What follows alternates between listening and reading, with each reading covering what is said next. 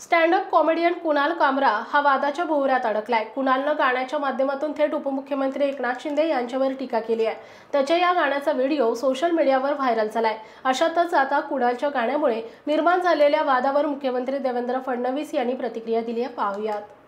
Stand up comedy करण्याचा कोणालाही अधिकार आहे, पण स्वातंत्र्याचा स्वैराचार करण्याचा अधिकार कोणालाही नाहीये।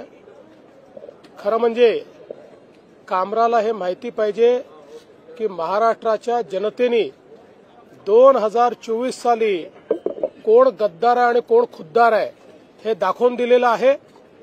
कोणाकडे स्वर्गीय हिंदू हृदय सम्राट शिवसेना प्रमुख बाळासाहेब ठाकरे यांची विरासत गेली हे जनतेने ठरवलेलं आहे। त्यामुळे अशा प्रकारे खालच्या दर्जाची कॉमेडी करून आणि राज्यातल्या माजी मुख्यमंत्री, आताचे उपमुख्यमंत्री, राज्यातले वरिष्ठ नेते ज्यांच्याबद्दल राज्यातल्या जनतेमध्ये आदर आहे त्यांच्याबद्दल अशा प्रकारचा अनादर करण्याचा कोणालाही अधिकार नाही। हे अत्यंत चुकीचं आहे। तुम्ही जरूर कॉमेडी करा, तुम्ही व्यंग करा, पण जर अपमानित करण्याचं काम जर कोणी करेल तर हे सहन केलं जाणार नाही। हे अतिशय चुकीचं आहे।